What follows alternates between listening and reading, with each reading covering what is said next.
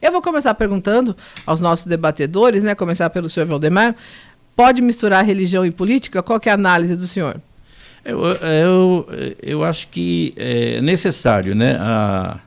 Se você for olhar para a Bíblia desde o começo, a Bíblia já começou com o reinado, né? Tinha os reis, e depois isso veio, esse governo foi vindo e tem uma grande necessidade de se misturar, tanto é que a nossa Constituição ela fala muito em Deus. Então, eu acho necessário isso, né? Não a igreja fazer politicagem, que é diferente, mas a igreja deve participar da política. Muito tempo foi se ensinado que a igreja deve ficar de fora, que a política é coisa do diabo, né? E a igreja, graças a Deus, está se levantando agora, dizendo que não é isso, porque as coisas começaram a acontecer sempre do nosso lado, né? As coisas começaram a pegar sempre do nosso lado. A pandemia, que fecha primeiro? As igrejas. Então começou a acontecer coisa e foi até bom que a igreja começou a se levantar para isso. Eu acho que são coisas diferentes, mas que precisam caminhar juntos, porque você não faz uma política se você não tiver Deus no meio. César, qual que é a sua opinião? A gente pode misturar política e religião? Eu até separei aqui, dentro dessa questão, vou até dar uma reforçada ao ouvinte da Rádio César Jovem Pan, do Jornal Cidade, que na questão da Igreja Católica, essa questão política, ela é exclusivamente na mão do leigo, daquele leigo da barraca da quermesse, aquele leigo que frequenta o banco da igreja. Os padres e os diáconos, dentro do Código Canônico, eles não podem participar. Não é o bispo que não deixa ele participar. O Código Canônico, que vem do Vaticano, e já proíbe dentro disso, eles já são, antes de serem padres, eles já sabem que eles não podem participar do pleito eleitoral. Se participar, eles têm que abrir mão da questão da ordem, né? Então aí eu tenho assim, até separei aqui, uma fala do Papa João Paulo II, que ele diz que justamente isso que você está falando. Posso abrir uma aspas claro. Aqui? Não pode haver na sua vida dois caminhos paralelos. De um lado, a chamada vida espiritual, com os seus valores e exigências, e do outro, a chamada vida secular, ou seja, a vida de família, de trabalho, de relações sociais e do empenho político e da cultura. Na exortação apostólica Christoph Fidelis Leis, quer dizer, são encíclicas que eles escrevem. Então, o cristão ele deve ser atuante, deve ser aquele cristão em saída, né? Porque a gente atinge o pobre, né, pastor, com uma política justa, com uma política pública séria, honesta. Então, uma forma da gente atingir os mais necessitados através de ações concretas, né, pastor? Então, já vem desde lá de trás, e eu vou puxar lá atrás ainda em 1800, Carla, a questão da encíclica, eu vou falar um pouquinho de Igreja Católica, mas eu passo a palavra para você, do Rerum Novarum. Já tinha essa preocupação com a questão do trabalho, com a questão da vida em sociedade, em 1813, com o Papa Leão XIII, se eu não me engano. Então, quer dizer, essa preocupação social do pobre, dos direitos sociais, da luta, né, de igualdade, vamos dizer assim, já vem desde aquela era. Então, é bem esclarecedor a respeito. Política, a igreja pede que o leigo se envolva, sim, se envolva dentro das doutrinas sociais da igreja também. É bem colocado isso, porque, por exemplo, o trabalho do padre, o trabalho do pastor é mais importante do que a política, né? Um dia perguntaram para Billy Graham por que ele não se candidata a presidente dos Estados Unidos. Ele fala assim, eu não posso rebaixar meu cargo, eu sou embaixador do reino de Deus. Então, se o pastor ele quer se envolver, né, com essa questão política, ele vai ter que deixar o pastorado. O senhor defende esse afastamento? Eu defendo essa tese, porque não dá para fazer as duas coisas juntas, não dá. O trabalho do pastor, do padre, exige muito dele, e não dá para ele conciliar as duas coisas. Ou ele vai fazer mal as duas, ou ele não vai fazer nenhuma. Então ele precisa ter escolha. Ele foi chamado para o pastorado, ok, né? Ele foi chamado para político, então no meu ponto de vista, ele precisa deixar o pastorado, porque ele não vai conseguir, ele vai se acabar com ele mesmo, e ele não vai conseguir fazer as duas coisas. Então, ele precisa ver o que é mais importante. Eu amo ser pastor. O senhor já tem a sua definição, Já. então. Mas alguns não se afastam, né, pastor? A gente tem situações em que nós temos pessoas que exercem cargos, né, foram eleitas pela população e seguem orientando também a sua comunidade, né, as pessoas que frequentam ali a sua igreja. Como é que o senhor vê essa dificuldade Então, daí de se administrar tudo? Até a questão de vereador, tudo bem, porque o vereador tem o seu trabalho ali, né, e ele vai lá, faz a sessão da Câmara, faz os projetos dele. Até aí dá para conciliar. Mas, por exemplo, eu sendo um deputado estadual, eu vou ter que estar em São Paulo. E a minha igreja aqui em Rio Claro. Aí eu vou ter que... acontece um problema com o membro aqui, eu estou em São Paulo. Não dá para conciliar, não dá para fazer. Então eu vejo nesse sentido, né? Como eu já disse, ou o cara faz mal as duas coisas, ou ele não faz bem nenhuma. E em relação à orientação, né? A gente sabe que nós estamos aí chegando num período de campanha eleitoral e existem aí as questões, sempre aquele debate. O líder espiritual, o líder religioso, ele deve orientar os seus fiéis para que eles votem diretamente num determinado candidato? Deve-se falar em nomes? Qual a opinião de vocês? A gente sabe que isso acontece em algumas igrejas, né? Se fecha em torno de um nome, de um candidato. O fiel, o frequentador da igreja, o crente, ele deve seguir a orientação do seu pastor, se ele determinar um nome para ser votado, ou o eleitor precisa ter a sua liberdade de análise, de analisar o currículo daquele candidato? Necessariamente um bom religioso não é um bom administrador. Como é que vocês enxergam essa questão da orientação direta? Votem naquele candidato. Na questão da Igreja Católica, assim, eu até brinco, né? Que o pessoal sabe que eu até já cheguei a participar de pleito eleitoral. Eu sempre falava para os amigos assim dessa questão eleitoral, falava, você vai com o padre ali? Vai. Mas ele vai te dar o máximo é a benção. Mas um apoio. Eu falei, um apoio em termos de homilia dentro da igreja, dentro de uma cerimônia, de uma celebração, ele não vai citar o seu nome. Não vai. Isso é uma regra dentro da Igreja Católica, que dentro da celebração, dentro do templo ali, vamos dizer, e do entorno dela, não é permitido essa questão. Às vezes, alguns padres, né, Carla, e ouvinte da Rádio Acesso, às vezes dão umas escorregadas, sim, né? A gente sabe disso, mas vinculam a imagem a um determinado candidato. De repente, aí para uma... Vamos dizer, tá lá na quermesse, aí o padre não tem como não tirar foto com o cara, mas assim, tipo, dentro da regra da Igreja Católica, a homilia é a palavra de Deus por primeiro, né? É o Evangelho por primeiro, é a primeira leitura do Antigo Testamento, a segunda leitura, o Evangelho de Jesus Cristo por primeiro, e a Sagrada Eucaristia por primeiro. Então, ali no entorno, ali na calçada, aí o leigo trocando uma ideia com um outro leigo na calçada a respeito de uma preferência, aí é o leigo, dentro do seu direito democrático de exercer a sua cidadania, ele vai falar assim, ó, eu vou votar em A, B, e o que você vai votar? Tudo bem. Mas lá dentro, né, da comunidade católica, isso a gente pede, né, estou falando por conta de estar aqui representando a Diocese de Piracicaba. A gente pede para que isso não ocorra, né? Mas eu acho assim, democraticamente, o padre tem as suas preferências, lógico, mas ele vai guardar para ele. Ele vai receber todos os candidatos que estiverem lá, seja da direita, da esquerda, do centro, né?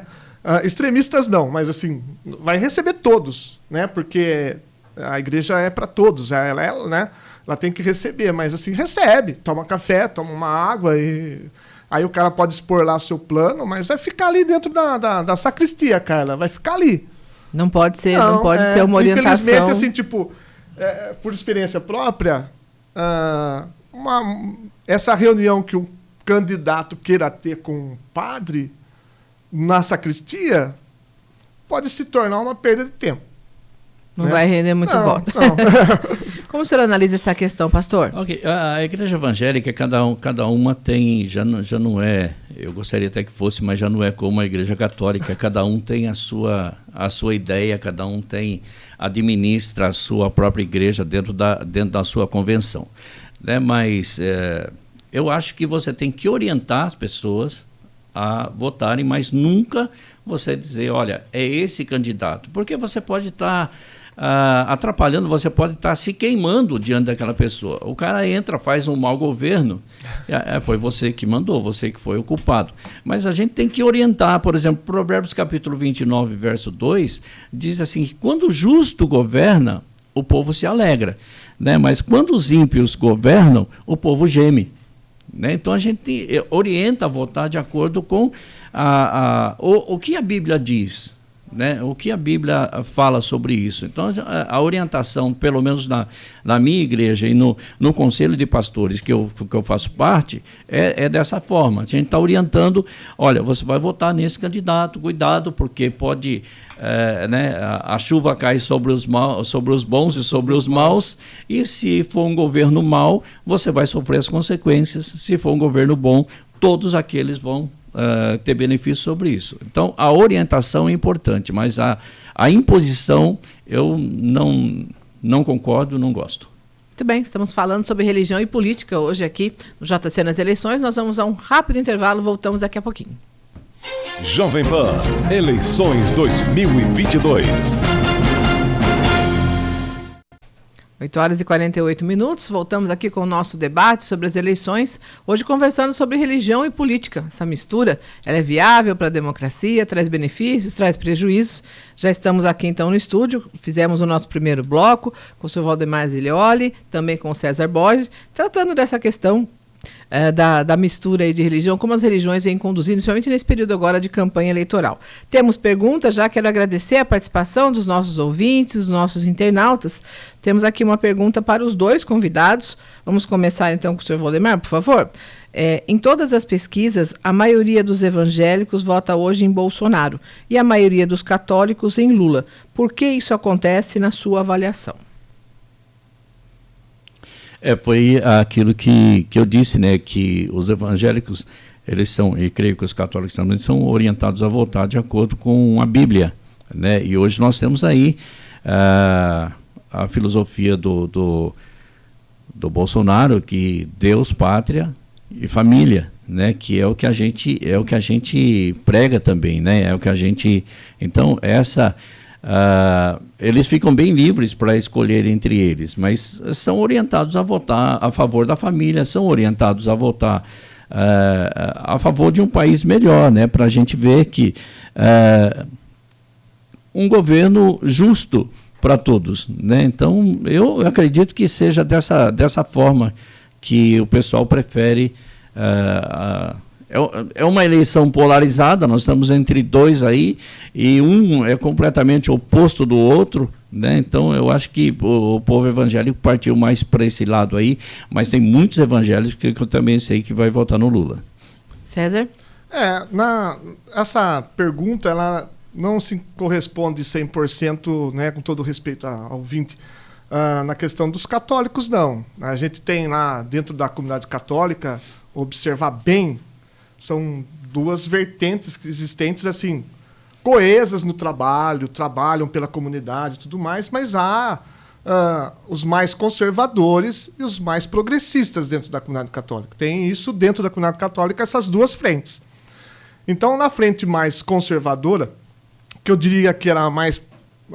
o ouvinte da Igreja Católica vai saber o que eu estou falando, que é o da renovação carismática católica, aquele mais propenso ao voto do Bolsonaro e ao progressista, que há um voto mais ao lado da esquerda. Mas, assim, o que a gente, enquanto católico, tem que rever são questões, né, pastor, na questão, assim, cada doutrina tem que ser respeitada, tem que ser analisada. O cristão ele tem que analisar a doutrina da qual a religião a qual ele frequenta. Então, a partir do momento que eu sou batizado dentro de uma igreja católica, eu tenho a doutrina social da igreja, que ela é, se for um olhar muito extremista, coisa que não estamos aqui nessa questão, pela postura do pastor aqui, essa cultura mais extremista leva a dizer que a Igreja Católica é mais socialista. Porque a doutrina social da Igreja, ela tem, quando ela diz preferência ao pobre, não que ela quer que o pobre seja eterno. Né? Que tenha pobre para ela ficar aí sustentando pelos governos. Não. A preferência aos pobres é por conta que a doutrina social da igreja prega a promoção deles, a igualdade deles. Não que ela seja tendenciosamente à esquerda. Não que seja tendenciosamente à esquerda. A Igreja Católica ela tem democraticamente dentro do seu seio, e é por isso que os padres não se envolvem em termos eleitorais com número e tudo, na política. Deixam para o leigo e deixam o livre-arbítrio ao leigo escolher o seu candidato. Então, não diria hoje que a Igreja Católica é 100% esquerda. Não, não é. Ela tem a sua tendência mais à direita por conta de uma consciência que esse católico construiu e acha que é certo, né? Eu não vou aqui me particularizar, mas assim, tipo, eu não tendenciaria César Borges, eu estou falando do César. Não estou falando pela diocese agora, nesse momento, nessa resposta, eu não tendenciaria Bolsonaro. Entende? Eu não tendenciaria ele. Mas assim, tipo, eu respeito e muito da questão do meu amigo que toca comigo ao meu lado dentro da comunidade cristã. Naquele momento, se de repente ele é Bolsonaro, mas ele tem os porquês dentro de um diálogo, né, pastor? Sério, correto, sem extremos, a gente conversar e comungar o mesmo Cristo. Por que não? Mas assim, tipo, algumas vírgulas que cada eleitor, cada cristão tem que saber. Tem seu posicionamento, né? Ali, né? É. Eu ia mesmo perguntar isso, a opinião aí pessoal, como eleitores, né? Quem o senhor acredita que pode ser o melhor presidente para o Brasil nesse momento? Então, né, virou questão de torcida futebolística, né? Eu torço para esse, eu torço para aquele, as pesquisas indicam para um, então eu vou votar naquele porque eu não quero ser perdedor, né? Eu quero.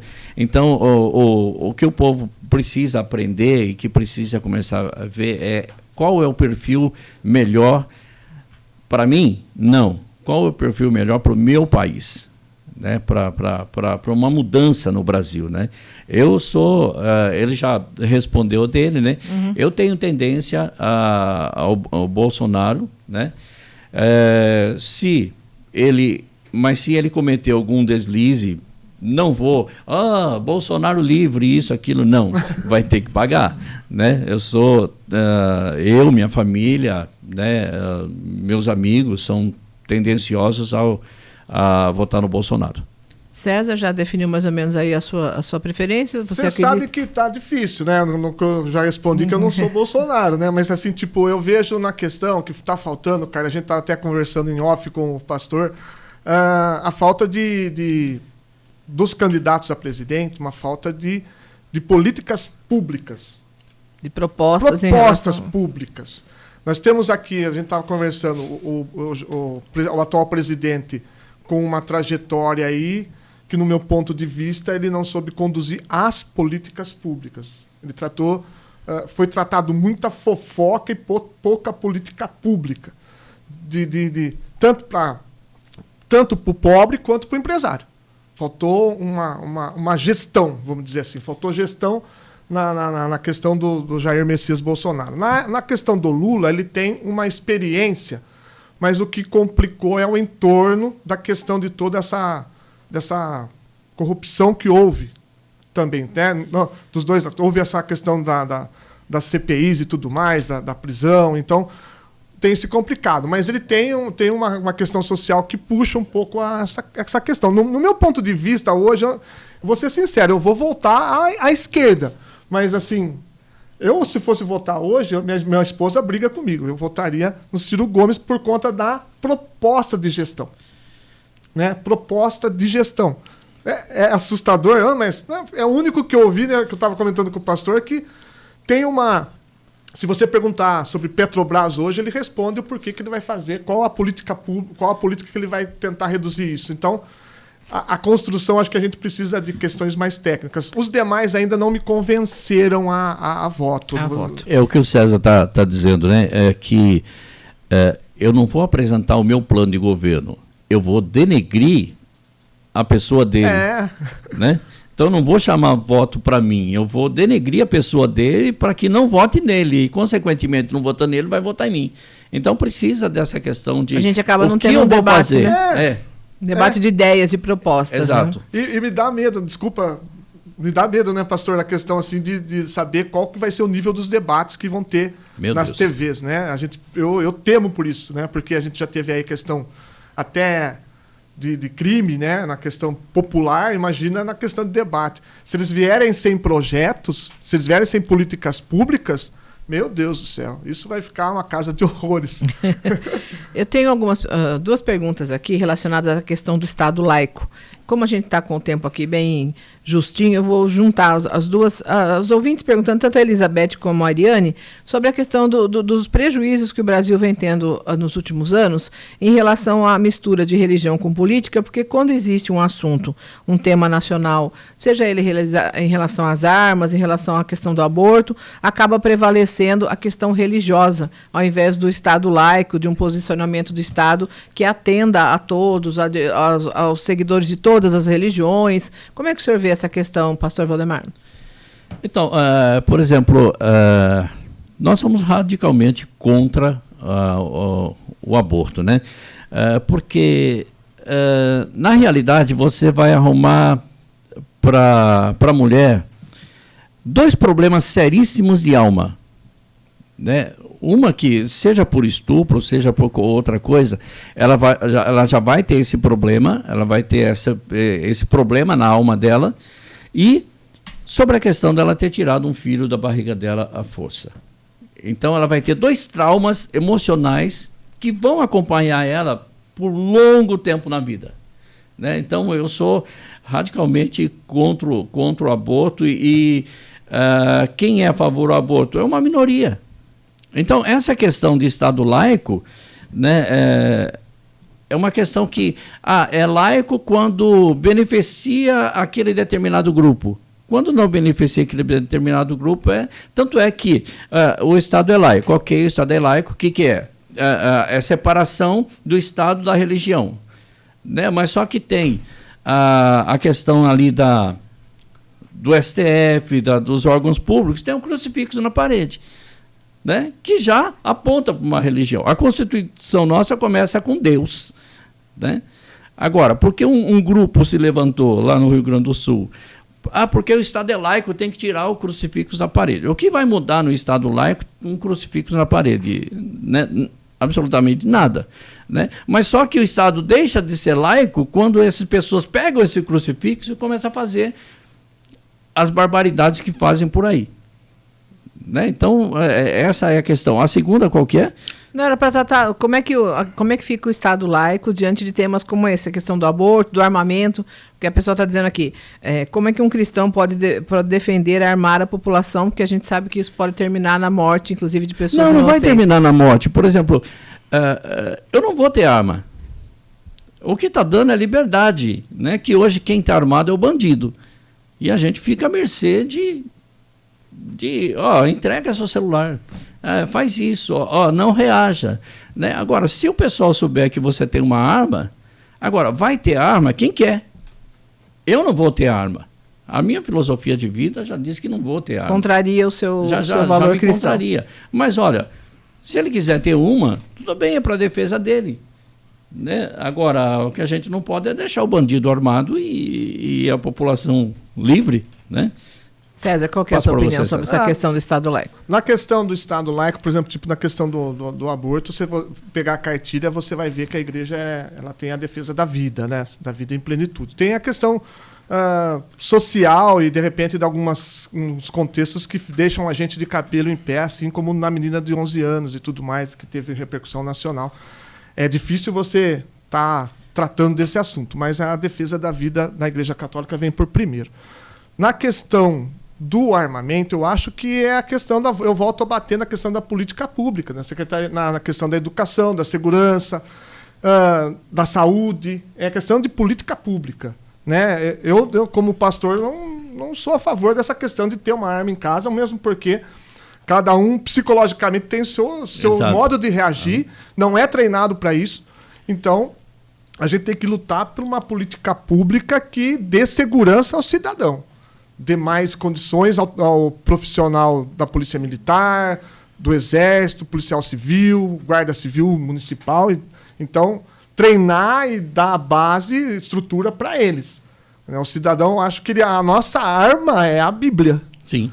Né? A nossa arma é a Bíblia, e a nossa arma também é os nossos modos de viver. A gente, diga-me com quem andas que eu te direi quem és. Né?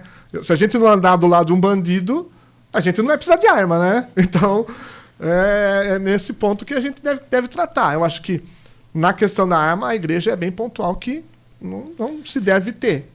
Não se deve ter a defesa plena da vida, plena. Em todos os sentidos. Até a questão hoje que para se ter uma arma vai ficar 15, 20 mil reais. E o brasileiro não tem condição para isso. Não. Nesse momento econômico, com certeza, as prioridades são outras.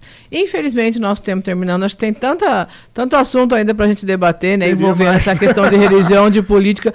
Já vamos aqui deixar combinado que vamos fazer ainda mais um debate sobre essa questão, mas o nosso tempo terminando aqui. Quero agradecer a participação do pastor Valdemar Zelioli, da Escola Política Cristã. Muito obrigada pela sua presença. Eu que agradeço a oportunidade de estar aqui com vocês. É um prazer muito grande estar aqui. Que Deus esteja abençoando vocês e abençoando a Jovem Pan. A todos nós. Agradecer também a participação do César Borges, da Pastoral Social, Fé e Política da Igreja Católica. César, obrigada pela presença. Eu que agradeço mais uma vez a Rádio Jovem Pan, essa repercussão toda que com certeza vai ter. Esse bate-papo saudável com o pastor, acho que foi muito legal, né? Bacana muito mesmo. Bom. A gente tem que ver aquilo que nos converge, aquilo que nos dá, em cima de toda a essência, aquilo que nos une. E isso para mim foi muito gratificante, porque a gente sabe em termos de sigla, eu tenho algumas questões com o Roberto Jefferson, mas a postura do pastor aqui na minha frente hoje foi sensacional. Muito obrigado pelo nosso bate-papo de hoje. É maior aquilo que nos une do que aquilo que nos separa. Exatamente. Muito bem.